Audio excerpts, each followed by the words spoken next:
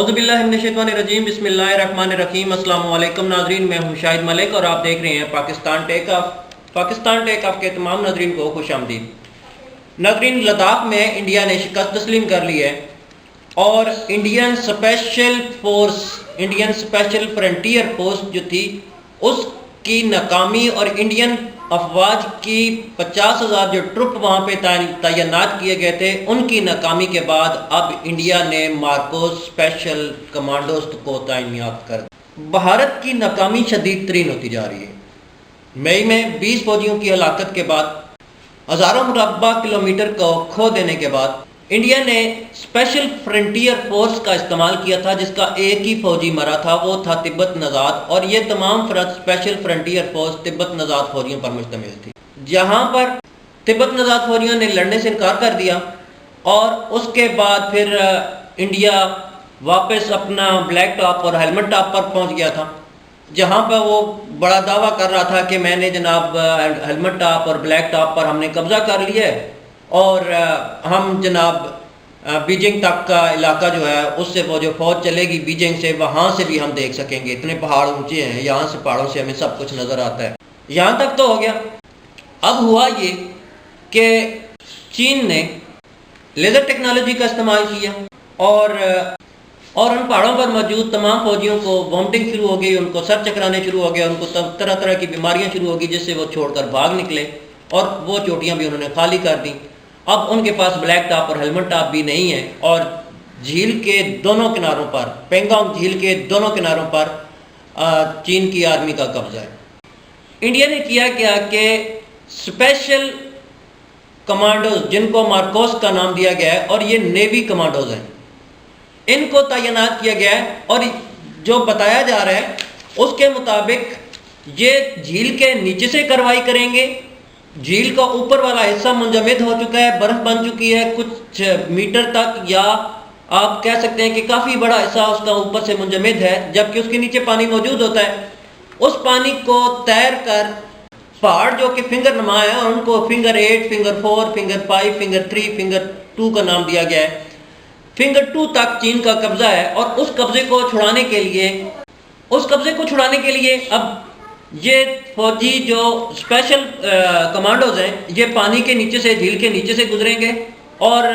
جا کر finger 4، finger 3 اور فنگر 2 پر قبضہ جا کے کریں گے اور چین کو فوجیوں کو ماریں گے۔ ناظرین، یہاں پر ایک بات بڑی پتے کی سمجھ آتی ہے کہ جو آگے فوجی بیٹھے ہوئے ہیں وہ چوڑے پہن کے بیٹھے ہوئے ہیں، انہوں نے ساڑیاں پہنی ہوئی ہیں، اور جیسے ہی یہ فوجی وہاں پر پہنچیں گے، یہ کمانڈوز وہاں، مارکوس کمانڈوز وہاں پہنچیں گے، نیوی کے کمانڈوز ہیں، جب وہاں پہنچیں گے تو وہ آگے ان کو مالا پہنائیں گے اور 7 پھیرے لیں گے اور ہیپی اینڈنگ ہو جائے گی۔ دوسری بڑی بات کہ جو پانی ہے وہ گرم پانی ہوگا، اس کے نیچے، جھیل کے نیچے جو اوپر منجمد ہے اس کے نیچے گرم پانی ہوگا، اور یہ کوئی جھیل نہیں ہے، کوئی تالاب ہے، کوئی جوڑ ہے جس کو اتنی آسانی سے تیر کر پار کر لیں گے، اور تمام فوجی جو کمانڈوز ہیں وہ پانی کے نیچے سے ہوتے ہوئے وہاں پہنچ بھی جائیں گے۔ پتہ نہیں یہ انڈین جو تھنک ٹینک ہے، جو انڈین جو پلان بناتے ہیں، یہ پلانر ہے، یہ کہاں بیٹھ کے پلان بناتے ہیں، مجھے اس بات کی آج تک سمجھ نہیں آئی۔ یا تو یہ پوری دنیا کو بے وقوف سمجھتے ہیں یا خود یہ بے وقوف ہیں۔ ناظرین، آج تک انڈیا نے جتنے بھی فوجی آگے کیے ہیں وہ ہندو نہیں تھے، یا تو تبت نژاد تھے، یا پھر انہوں نے سکھوں کو آگے کر دیا، جاٹ رجمنٹ کو آگے کر دیا، خود یہ آگے کبھی بھی نہیں گئے کیونکہ یہ مرنا ہی نہیں چاہتے۔ ناظرین، یہاں پر ایک بات بڑی سمجھ آتی ہے جو کہ پتے کی بات ہے۔ یاد رکھیں کہ جب بھی کوئی ایک فورس ناکام ہوتی ہے تو اس کے مقابلے میں جو سامنے فورس موجود ہے وہ تو کیونکہ جیت رہی ہے، تو اس کے مقابلے میں جو فورس لائی جاتی ہے وہ اس سے زیادہ طاقتور فورس لائی جاتی ہے تاکہ اس کو شکست دے سکے۔ تو پہلے ان کے 20 فوجی مرے، 20 فوجی مرنے کے بعد انہوں نے اسپیشل فرنٹیئر فورس کو آگے کیا جو کو ناکام رہی، اس کے بعد انہوں نے پہاڑوں پہ چڑھ کے بیٹھ گئے اور وہاں سے انہوں نے نشانے لینے شروع کر دیے بیجنگ کے، اور بڑے بڑے دعوے کر دیے کہ ہم یہ کر دیں گے، ہم وہ کر دیں گے، ہم نے میزائل فلان چھوڑ دیے، ہم نے ٹینک پہاڑوں پہ چڑھا دیے۔ اور ہوا کیا کہ لیزر ٹیکنالوجی کا صرف ایک اشارہ اور دبڑ دھو، ان کو اپنی ناکامی کا 100% یقین ہو چکا ہے،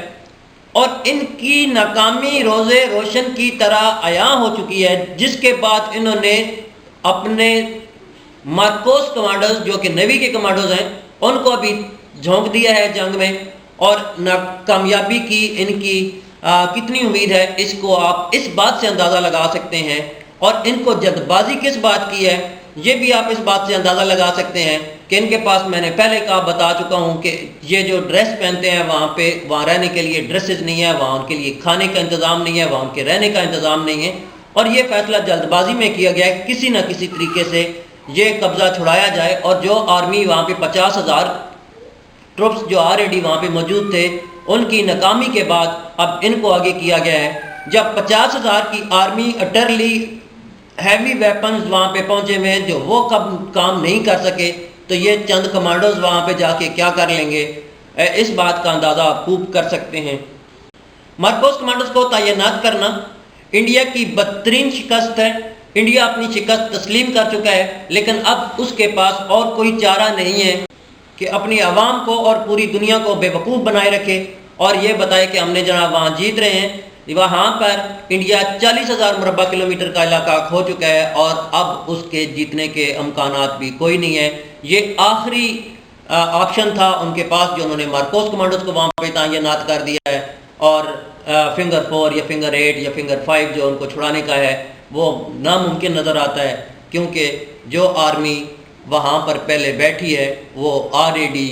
جیت چکی ہے اور ان کے مورال بھی بہت آئی ہیں، جبکہ اس انڈیا کی آرمی کو مورال بھی بہت ڈاؤن ہے، اور جب 50,000 کی فوج نہیں جیت سکی تو یہ چند کمانڈوز وہاں پر جا کر کیا کریں گے؟ کیا جھیل پار کر سکیں گے؟ فروزن جھیل کو پار کر سکیں گے؟ میرا خیال میں یہ ناممکن ہے، اور اگر کر سکیں گے تو کتنے کریں گے؟ اور جھیل پار کرنے کے بعد اس سخت ترین سردی کے بعد جو اس جھیل میں سے گزریں گے تو کیا وہ وہاں جا کر لڑ بھی سکیں گے؟ اور اگر لڑ سکیں گے تو کیا وہ جو آگے فوجی بیٹھے ہوئے ہیں وہ سوئے ہوئے ہوں گے؟ اس تمام تفصیلات ہم آپ کو مزید دیتے رہیں گے۔ ناظرین، انڈیا اپنی شکست تسلیم کر چکا ہے۔ اب تک کے لیے اتنا ہی، ملتے ہیں اگلی کسی ویڈیو میں۔ آپ سے گزارش ہے کہ چینل کو سبسکرائب کر لیں، لائک اور شیئر ضرور کیجیے گا۔ اجازت دیجیے، اللہ حافظ۔ پاکستان زندہ باد، پاکستان پائندہ باد، پاکستان ٹیک آف۔